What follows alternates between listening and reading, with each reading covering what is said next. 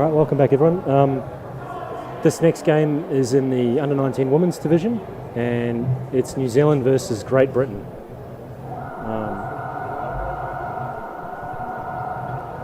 Both teams have had a loss today. This is their second game for the day. Close scores, but 3-1, 6-2 they went down. Apparently they have one in the prison each. Not quite sure how that works, but never mind. My name's Nat Marshall. I used to be in New Zealand. I lived in Australia for quite a long time now. So I'm trying to commentate a few of the Australian and New Zealand games for you at home. Had the pleasure of coaching Nat Groot, who's the captain of the New Zealand Under-19 team, when she played for New South Wales this summer.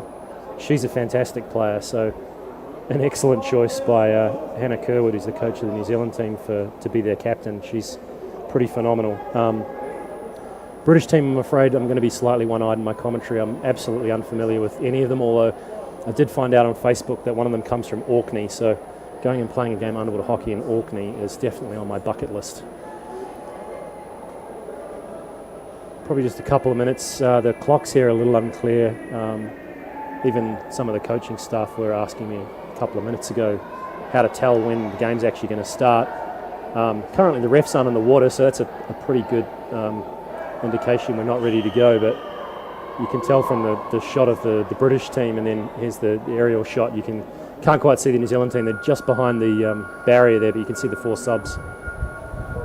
New Zealand are playing in their favoured black, so they'll be coming from the left-hand side of your screen. Oh, no, hang on. They'll be coming from the right-hand side of your screen, actually, because of the cameraman's on the other side. And the British are in white. Terrible grass stains on your whites, but not a problem just now.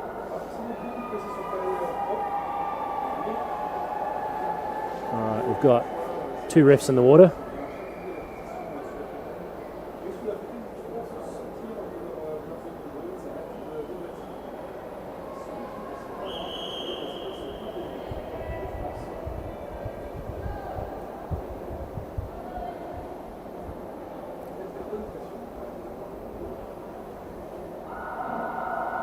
So the British team, number 1, Zoe Mealy, 3, Isla Crocker, 4, Beatrice Brooks, 5, Sophie Barnett, 6, Caitlin Cook, 7, Freya Eilets Dahan, 8, Emily Carter. Oh, you can see the teams up on the screen now. Thanks, guys.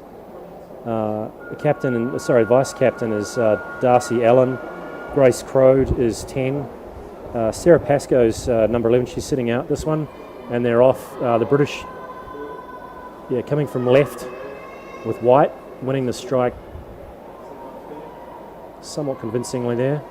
I think that's Nat Groot there with the pucks centre playing. Managed to shrug off a couple of British defenders, and fire it up the middle. Yeah, she's wearing number 9. There she is again.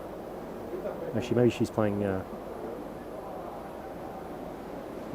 goalie, actually. So the New Zealanders will be playing the 2-3-1 formation that we've been using for a while. I play in the Masters team, and we play the same formation, so it's great. You play with anyone who's kind of got their hockey education from New Zealand, and you can just slot them into the formation. You know what they're going to do.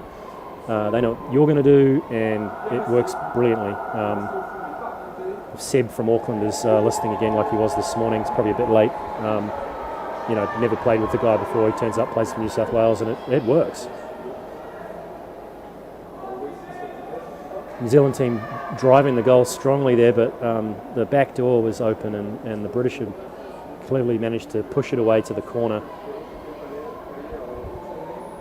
You can see the wall in the distance there, the little tee on the bottom, the swimming tee. It's about 10 centimetres away from where the wall is, and the underwater hockey wall is about a metre off where the hard wall is, so there's a little bit of room there for the refs to move around, or you can put a cameraman or something like that. All right, the refs have stopped the game.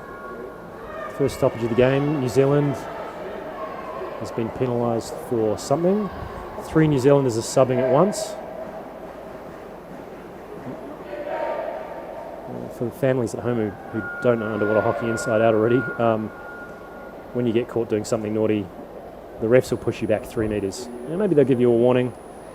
If you do something really bad, they might kick you out into the sin bin. Hilariously, at this competition, the guys who are programmed in the system that you're looking at with the little scoreboard on the top left-hand corner, they've put the sin bin in as jail, and so people are being sent to jail. Ben Richards just sticking his head in the side of the commentary box, one of the chief technical officers here. Another New Zealand gypsy just like me, lives in Australia, cuts down trees, lived everywhere in New Zealand. Go New Zealand!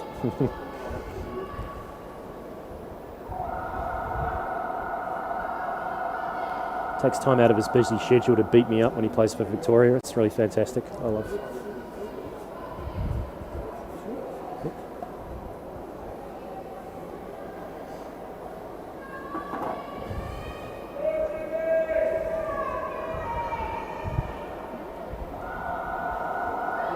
So what New Zealand's trying to do here is they're trying to suck in enough British players on the wall that there's some space out wide, and then they'll take it 90 degrees off the wall very quickly out to the middle of where the British goal is, and then drive it directly into the goal. So it's kind of like two square cuts, one after the other. But you can see the British are all over it. They're not quite executing it correctly, but also the British are quite well aware of what they're up to, and they're able to shut it down. New Zealand here keeping possession very well though, and finding some nice wide space, passing up, nice forward swim. Oh, great for the middle there, England. Come on, Ben, you can't go calling them all English. I've just discovered there's a girl from Orkney in here. You can't go calling them English, mate. They don't like it. Great Britain. So what does Great Britain entail? British? We could go with British. British? I think British works. Yeah. Okay, We won't cause a diplomatic incident by doing that. Yeah. You won't be persona non grata in Scotland. I don't know if I actually know how to speak English, so I probably say something wrong. Here we go. Great drive here by the British team. So down that wall. There's a call been made by the referees. And it's against New Zealand. Oh, those dirty cheats, New Zealand, aren't they? Oh yeah, we ought to know. 3 New Zealanders subbing at once. Left them a little short-handed as the refs start the game. British are a little more disciplined with their subbing. You don't want to leave your team for too long. Sometimes you just have to sit and take your sub on the surface when the refs are having a chat. If you have a good captain, you can maybe get them to talk to the refs. That's always a good way to get extra breath. Oh, New Zealand. Oh, good swim. Number 6 for New Zealand. I think it's Zoe Huang. Oh, well done. She took that wide beautifully. That was just the right thing. That's just what her team needed. That's a good practice as well. I think in the first game today, they found that they were stuck in the wall too much. So working on these wides and finding space will be really helpful for them in the upcoming comp. Some obstruction called against the British. So the New Zealanders are going to want to put this away. Sort of not 5 metres out. It's probably good 7 or 8 metres out from the goal, but they're driven strongly straight through the middle. If they close the back door, no, the British have come out through the middle of the New Zealand formation. Oh, big drive up this far wall. Quite blurry for us, probably quite blurry for you as well. Guessing there's somebody on the puck swimming with it. Yeah, we can see out the window pretty well, but obviously we're in a surface video. But the New Zealanders are driving the goal again. That's only one of them. Numbers are... Oh, yeah. 2 British, 1 New Zealander. Zoe Huang there again. Good defence by the British player. Oh, she got all tangled up there, but she managed to lay it off for another New Zealander. And no, the refs have stopped the game. They're calling that the British have used their glove on the puck, which you're not allowed to do. So, families at home, the only thing you're allowed to touch the puck with is your stick. But, you can see the chaos involved in it. The stick hits people's hands and their stick, which is also illegal. And so that's what the refs are indicating is the British got advantage from some sort of manoeuvre like that. Another strong drive in the middle, and then the British are broken out through the New Zealand formation. They're doing very well to stop those drives in the middle. The British formation, the defensive formation, they're doing well. Here we go, great turn. Again, Zoe Huang, I think. Yeah, I'm told is now from the Dunedin club today by the boys down south. Let's go, Dunners. We're both from Dunedin. Yeah, we both studied in Dunedin. Right. Yeah, true. And there's some numbers there. Great defence by Great Britain. Kiwis just lacking that support on that final drive towards the goal bin. Well, I don't know. I think the British have been coached that there's a little hole in our formation there. But they're driving again. This has got to go in, surely. Oh, great defence by GB. The front door's open. They left the front door open. All right, so... Calls were made. Is that a penalty goal? Yeah, the refs have stopped the game, and one of them has signalled penalty goal. Unsure what for, but most likely an illegal stop, or maybe stopping it with the glove. Yeah, there's the replay. See that hacking on the hand there. Right, it looks like a glove. And then oh no, that looked okay. I don't see a problem there. I think they would have started playing advantage from there, and then probably called it just then. Yeah. So I think it was that first initial drive with the puck goes in almost into the goal bin. I think it hit the glove. There you go, New Zealand's 1 up. First half still. Is that right? So, correct me if I'm wrong, because Ben's a much better ref than I'll ever be. I think the reasoning the refs are using there is that if that girl hadn't done that illegal tackle, then the New Zealander would have swum it in the goal, and so therefore if we take her out of the equation, it's definitely a goal. That's what they're doing. It was just to award a penalty goal. It's more than likely. It's a almost certain goal. That's the wording.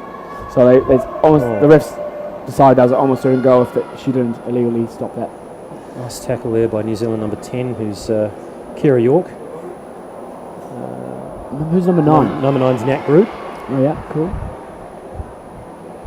Just saying before, we managed to recruit her to play for New South Wales under 19 girls this year. She was real good. Yeah. They scored some. Her and Thea Buick scored some absolutely screaming goals. Great drive. That's the sort of thing they were doing. The refs are looking at each other and they agree that is a goal. So New Zealand's got 2 very quick goals there. We've got 5 minutes 45. Number 11, Georgia Harris, I believe. It is Georgia Harris. Georgia Harris, number 11. Yeah. So England. Shout out to the Harris family back in New Zealand. Your girl just smashed it. That's a long range goal. Yeah, well done. Good drive. Flex. There's a team timeout to GB happening now. Good time to have a chat. The defense has been so good this whole first half. So they just had, obviously a lapse there where they had that runaway come through. So they'll be talking here. Probably, what would you be chatting to your team about? Good to have a breath, I guess, for the team, but also like getting the closer together. Rotations and stuff as well, how to rotate back and defend a bit better. But the GB was doing so well. That was obviously unfortunate for GB, but well done for New Zealand. It's very even. I wonder if the British have actually worked out that our formation's got a little gap. So one of the things we're coached to do is to as I was talking about, shut the front door and the back door, right? So there's 2 people committed to making sure you cannot swim down the back wall in either direction. And that means there's probably like a little hole in the 45-degree angle coming out between our centres and our wings. Yeah. And I've seen them swim through that hole twice. I can only assume it's on purpose. Maybe they look up and they just see that those doors are shut, and so they go out through the only hole they can see, which is off on that 45-degree angle. It's worked for them a couple of times. Yeah.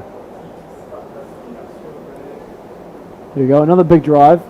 By herself. That's Nat again. Oh, she'll go the whole way. You watch this. Oh, no. Legs. Possibly lifted off the bottom. Leave that one to the refs. There's no advantage being played. There she goes again. Oh, nice work by the offside wing, by looks like. No, that's Nat Groot again. Where's she playing? Full? Everywhere. She looks like she's playing everywhere. I thought she was playing fullback, but she smoked around the outside like an outside winger just then. That's a very strong team goal. There's some support crew. There's the under-19 boys. Oh, under-24 boys, is it? Under-24 boys. Yeah, there's my namesake Nathan Marshall right there in the middle. Sam Pavia-Smith over there. Caleb. Nick Healy. Wearing glasses inside. I think Ben Sterling, if you're listening at home, I think your dad was up in the middle there. I always say that I coach Ben Sterling, but realistically I coach him like 10 times for you taught him everything you knew, right? Yeah, but I say everything you knew. Yeah, I say I taught him everything I knew, but realistically he's just an awesome player. Yeah, we've been very lucky to inherit him in Sydney. He's a hell of a nice guy too. But yeah, he's fast, really fast. Yeah. So GB's doing really well. They've got some pressure on the New Zealand girls here, is it? Yeah. Yep, driven them all the way to the 5 metre, I think. Yeah. Oh no, not quite 5 metres. Maybe they're they're on the 7 metres out, maybe. Yeah. But yeah, right in front. We'll see what the British are doing with their formation. They've got 3 on the bottom, hard swimming next to each other in a kind of pincer movement. Well done. And that's what they're doing. They're doing what we do, is to try and they've driven it all the way, and they kept it in the middle of their horns formation. So no goal. No, the refs say no. So they must have finished it with a glove by the looks of it. But that was an awesome advantage pack. Really good advantage pack by GB. So yeah, the left and right horns, their job is really to make sure it doesn't get around the outside of them and just push it back into the middle of the horns. If you keep doing that and you keep moving forward, eventually you crash into the goal. That's what they did, but unfortunately someone got a bit excited and punched it in with their glove. I wonder what the English call it, because obviously the Kiwis call the horns. Yeah, in Australia we teach the kids the cup. You make a cup shape. Always put the puck in the middle of the cup. I think they would call it arrow as well, but I'm not sure if it's maybe slightly different. Arrow is another name the New Zealand teams have used for it. Nice defence here, swimming into a corner, not being, keeping possession. The refs have called that for the British. Oh, okay.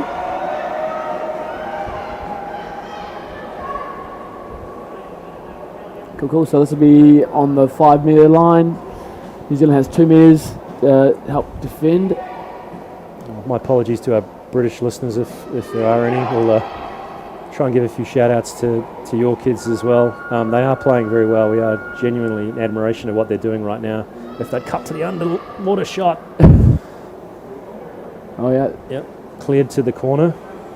So what the New Zealanders are going to try and do here is, they don't want it right in their corner, and the British don't want it there either.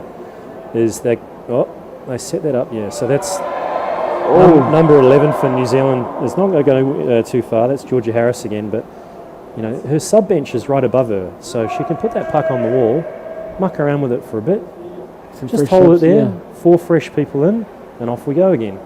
So this can potentially be very dangerous for the British, because they're essentially playing 10 people right now. That's a great turn. Who was that? Oh, cool. Number 10. Okay, there's second fish. It could have been a long advantage there, because I didn't see a foul happen just there, but obviously New Zealand getting a breakaway called the advantage. That was over. Kara York with that smoking hot turn that took out 2 British girls at the same time. That was pretty cool. All right, if we cut to the under, everybody is down right now. All 6 players on both teams are down. Calls been made. The refs have called the legal knockdown. So good for GB. The puck will be moved into the centre, right in front of the goal, so this is even better. Yes. GB will probably be setting up maybe a similar one to last time. Yeah, you imagine they're going to do that horns thing again, because it's working for them, isn't it? Yep, and there they go. You can see the 2 girls just ahead of the person carrying the puck in, but the New Zealanders have stopped that dead and driven it through the hole between the horns. Great drive. Again, that turn is lethal. Good position there by the GB girl. All right. Unfortunate. That's all right. So Nat's taken that all the way to the corner. British girl might have to be careful. There's an awful lot of contact there. Well, nothing malicious, just you can't really push people around. Technically a non-contact sport. A left-hander there. Should be legal. Left-hander. Great dummy. Yeah, again, the change of direction from that angle is really, the agility is very impressive. That's the first half done. Well, the British really put the New Zealanders under a lot of pressure for a very long time there. I think they'll be annoyed that it finished that off, and they kind of did finish it off. They're just unlucky, I guess. The refs saw them punch the puck. The New Zealanders have obviously knocked a puck down, and that's related to that rule about you can't touch the puck with anything but your stick. So if someone flicks a big thing up and you knock it down with your glove, which frankly I do it all the time, that's a foul. And so you're doing it right in front of the refs, they can see it. And it's very hard not to do it, because you're attacking the puck as it's coming at your face. And instead of the stick, which you're holding, you get it with your hand, which is kind of the natural reflex. But, that's a rule. So I think if you do it fast enough, it's hard for the refs to see. So you just, if you want to be in that grey area, just do it really fast. That's my problem. I'm too slow and old. It's a really good first half. Playing really well. Playing the space, both teams. GB doing some really good advantage packs. Coaches here talking to the teams. Another minute and a half, 1:45 to distill some knowledge and some advice before they get into the second half. I sort of ran out of time because I got here a bit late, and I only just got the team sheet officially. So I did say who the British was sitting out this game, but I didn't get a chance to say who the New Zealanders were sitting out the game. So number 3, Molly Hopwood Craig is having a rest, and number 8, Lucy Jennings. So they are possibly sitting. I think they're sitting in the stands. Yeah. I think there's two girls in the stands. There's a new strict rule here. You used to have about 4 support people around the team in the playing area, and so that typically meant that was your coach, your assistant coach, and the 2 people who weren't playing that game. But for some reason, they've gone with a 3-person approach. So the New Zealand team's lucky enough to have Rebecca Bailey Brosnan on the side as their manager, who is probably one of the most famous underwater hockey players in New Zealand history. My good friend Matthew Hart, who's been a world champion, is their assistant coach, and Hannah Kerwood is their up-and-coming head coach. It's interesting. Who I'm not so familiar with, but clearly has been given a very important job in coaching a team that's kind of like expected to do quite well at the World Champs. Interesting. Bex put down on a profile a boring fact about being married to Bruno, but I thought that was actually quite an interesting fact, and to be married to Bruno and to be still married to Bruno, Yeah. Bruno's one of my favourite people. I haven't got a rude word to say about the guy. I mean, I've got rude words to say to his face, but not actually seriously. I hope you can hear this. But the most incredible underwater hockey family. Bruno's played for New Zealand Masters. Bex played for New Zealand Masters, New Zealand Juniors. Her brother Brian, I played with in Dunedin. He was one of the most fastest underwater hockey players I've ever seen. He played for New Zealand for years. Both Bruno and Bex's kids are here playing for the under-24s, and Chantal played for New Zealand Women last year already. She's number 150, nice round number. Yeah, that's a good number. Might forget that one in a hurry. Here we go. GB doing very well, pushing to the centre. Putting some pressure on the Kiwi girls. Nice turn. Got a bit of space. Sees the player, but a nice little steal from the GB number 5. And Sophie Barnett.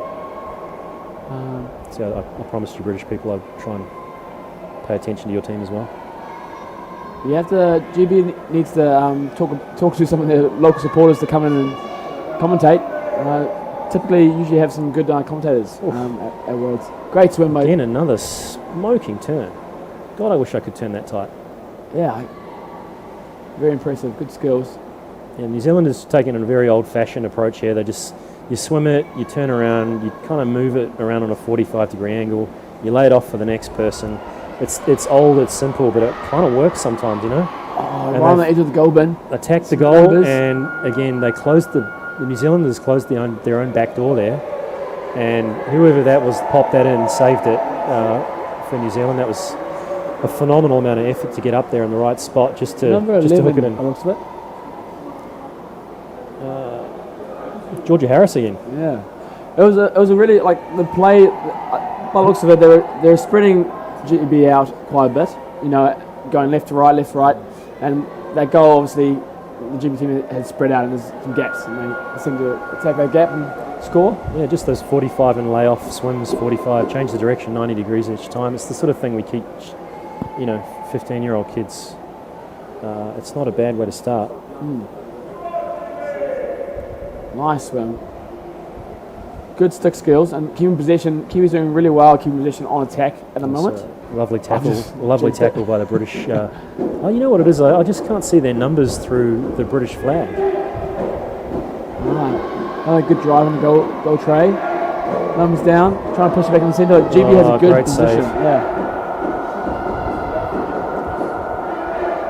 Actually there in the corner. All right, the New Zealanders are going to drive that back wall now, and they've thrown it not at the goal, This is the clever bit. They threw it in front of the goal, and then they've got two people swimming straight onto it on a 90-degree angle, and they can pop it in. It's very hard to defend against that when you're a back. And the British backs had sort of, they were probably scrambling to get down at that point, and then suddenly the puck goes past them, but on the inside, and it's completely wrong-footed them. Clem Hart got the goal. Clem's only 15 years old. Her dad is the assistant coach, Matt Hart, I mentioned before, and her mum, Emma Hart, is up in the crowd somewhere. Both very proud of her achieving the New Zealand team at such a young age. I've been coached by Matt Hart, Worlds 2 times. Well, 1 time and 1 Trans-Tasmans. He's a really good guy. I hear he's a pretty aggressive coach because he's a pretty chilled out dude, but he gets stuck into you when your boys aren't doing the job right. Yeah, he wasn't too bad. He was actually pretty good. Maybe I was a good student. I don't know. Yeah, good swim.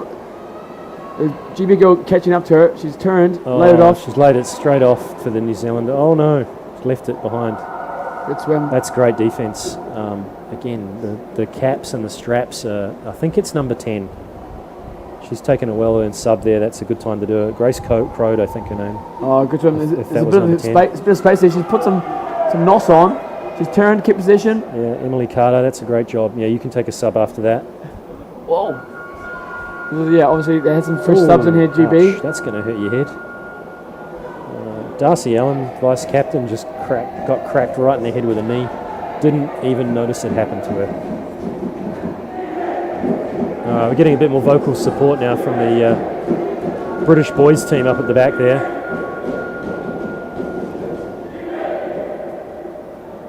I think the red shirts are the parents, so there's plenty of parental support here. I've got to say they're a lot quieter than the Turks were this morning. Much more polite. And very typical for New Zealand to make not much sound at all. Yeah, they're not good at that, are we? Good swim British here. clear it again. Should we take it towards the sub bench, keeping possession, nicely done. Hoping for some fresh players. New Zealand needs to go fast, but GB comes, flicks it to space, but probably a bit too soon. Just need to hold it for a bit longer and get those subs in, I think. New Zealand holding it in the middle of the pool here, doing some curls. But GB comes away. Yeah, it's just one. It's one. She has the support as well next to her. It's a great run. She's still going.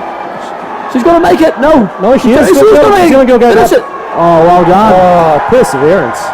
Woo. That was fast, and that was skillful, and that was patient. Yeah. She was very patient with that. I think she checked the New Zealand girl by turning. Oh yeah, no, yeah. I think she wrong-footed 2 New Zealand girls into going up, and they really shouldn't have. Yeah. Probably going to be a timeout here. Did you catch the number there? No. Oh, can we see it? We're just waiting for the electronic scoreboard. No reference to the number. Maybe I know. Oh, here we go. Lily Pettifer. Oh, done, Lily. That was an amazing swim. Yeah, well done to the Pettifer family. It's time to chuck the popcorn. That was awesome. Chuck the popcorn. Chuck the popcorn. Celebrate. Yeah, celebrate. Throw the popcorn out. Yeah, sweet. So I'm not into this lingo. I totally made it up this morning, honestly. Really? I tried to say something else and it came out wrong. But it works, visually. Yeah. I almost feel like it's like a fright in the movie. But here we go. Back to the game. England here next to the sub bench, getting some fresh legs in. New Zealand do a good drive on their wall. Yeah, they won't want it there though, because again, it's right under the British subbing bench. You're playing 10 against 6. Yeah. The British again. They're trying to get out. That last goal was brilliant, but it was done by one person by themselves. There was a support player next to her. Well, there. Oh, okay. I'm sorry. But I think that support player did go up. But yeah, I guess when she looked like she was pretty much going the whole way. So, but that's important, isn't it? The more support players, more redundancies in case something goes wrong. So, important to get some support players down there on those drives. England come out hard, manages to swim it towards the corner. New Zealand stops them from defending, but GB takes it to the corner. Nicely done. It's a Yeah, really nicely organised defence. The British, you see the New Zealander tried to drive it up that back wall, and she just got beaten up. Oh, good hit there by number. Oh, can't see. That is a great tackle. It is hard to see the GB numbers. I think it's easy to see the New Zealand numbers. Number 10, it was number 10 again. She's done a couple of great things. Grace Crode. I think a lot of the British girls have got like the straps that just don't move. Oh, yeah. And because they're so thick, I think it just kind of goes over the top of their numbers. There's a few numbers on the fins as well, so we should be looking at that. They don't have good numbers on their arms and legs like a lot of the other teams. They've got like stenciled numbers. Yeah. Good hit. Great swim to the middle. Oh, the 45 drive is looking strong. New Zealand seems to have turned it off, but it's a big melee there in the middle. They're still going wide. GB hitting the firewall. Good place to be away from New Zealand sub bench, but New Zealand here taking it back on the opposite 45, finding some room. You see the width in the New Zealand formation there. You see that winger hanging out with the pink socks. They didn't throw it to her, but big flick there. If they just turn it around and take it 90, the New Zealanders are going to run straight at the goal. Oh, she could have kept that on her stick. Yeah, went the wrong way. She had support on the right-hand side and threw it left. Yeah. Yeah. Easy to be an observer and so see much the easier wide to they play do. from up here. I've got to say, it's like a breeze from up here. It's an annoying thing when you're forward pushing hard to get down, and then the person with the puck flicks it the opposite direction. GB here, swimming it, keeping on the wall, defending. No, New Zealand's picked the pocket. They're keeping possession here, being quite patient. Now that's when you give it to her. Oh, that was not a great pass. And then look, throw it left. Throw it right, sorry. Right. Oh, yeah. Yeah, again, like a 90-degree pass, directly right-hand side, open goal. It's hard to see people there, and you got to really trust that someone in that formation is supposed to be in that place, and they are there. Yeah. And that's a nice goal. That's a good shovel under her body. Let's see if the refs think so too. Yes, they do. Number 12, by the looks of it. 12 black is Amelia Hoaglinger. Oh, so her brother plays in the 24s, I believe. Yeah, another underwater hockey family. Yeah. Daniel, I think his name is. Yeah, Daniel. He's on the stands watching. Yeah, you hear the Kiwi boys up in the stands making a ton of noise after that last goal. Is that a joke, or are they actually making noise? Because they were not making noise now, but they were making noise at the instant the goal was awarded. Good. Yeah. We're just such a quiet nation. Goals are scored and we kind of like. Yeah, of course we scored a goal. That's good. Hold on. We need to do some two-third line iwi kind of stuff. Oh. All right, I don't know who called that. The British called that. It's on the screen. British have called a timeout.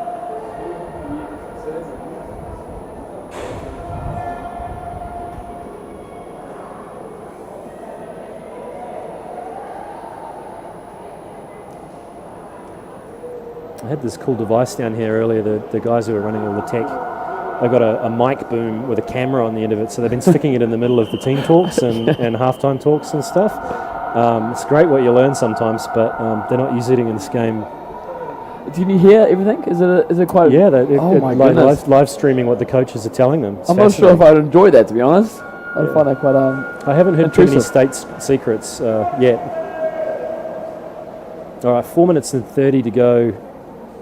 New Zealand up 6-1. I can't see the British coming back. It's not entirely mathematically impossible to score 5 goals in 4 minutes and 20, but it's really difficult. Yeah. It's just because it takes a good 30 seconds to a minute for the refs to reset. Oh, nice little that move. Is a nice.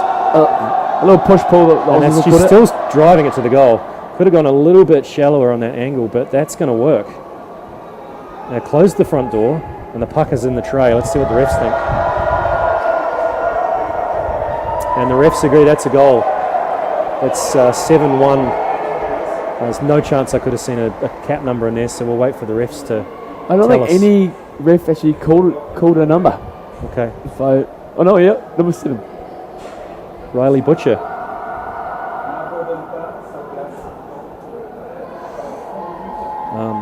Not always correct. This morning, Amber Frame from the Australian Under-24 team was awarded a goal, which was news to her because she was standing on the side at the time. That is an issue sometimes. Yes. Here we go. New Zealand, there's a drive here. Oh no, this is GB doing a good drive. New Zealand cleans it up. I think Nat's just diffused that, taking it sideways, taking it to the wall. Now you got 2 New Zealand forwards gang tackling. Oh no, the refs have stopped the game. Yeah, it's against New Zealand, but I can't see what call it is. Yeah, significant. There you go. So it would have been a bit of a mistaken tackle with the stick. Jeff Copeland has been telling me off from New Zealand for calling this chopping. So Australians call this foul a chopping foul because you kind of whacked someone with your stick. I quite like the word because it does describe exactly what's going on, but it really, really annoys him. So like we should be calling it chopping for the rest of the game. It's kind of like chopping carrots, isn't it? Yeah, exactly. Your fingers are involved. Yeah. Oh, flick there. Great little double team, but had to stop. And GB goes to the counter. Straight to the New Zealand sub bench, which is more helpful for New Zealand than anything.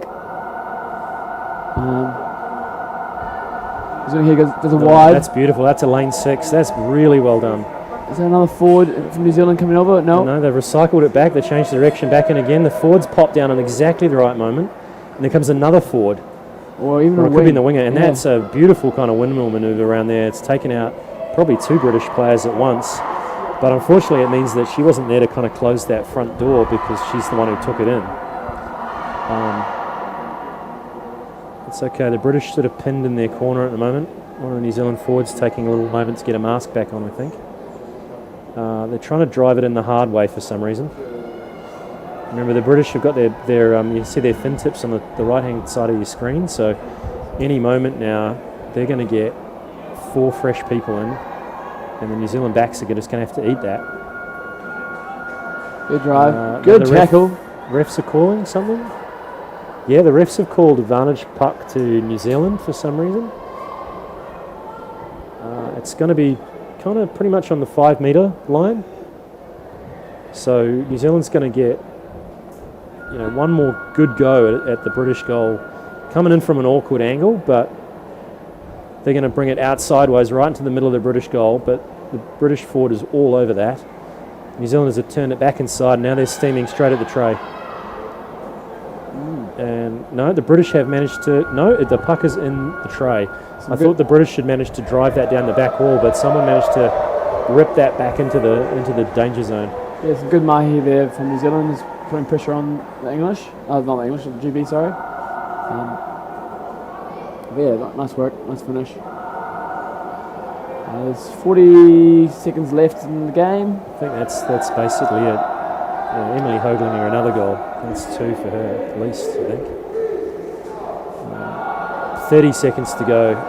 Look, they'll probably crash into each other in the middle here, and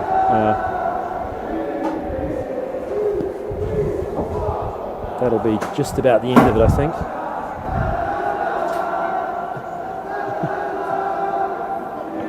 Here we go. GB here holding on the wall. His little drive up that wall towards the Kiwi goal. 8 seconds left. Oh, Nat throws it sideways to no one. GB is swimming up should have this been someone there. Another huge individual effort. Game's over, but they're still playing. And that's time. Yeah. That's time. Well played.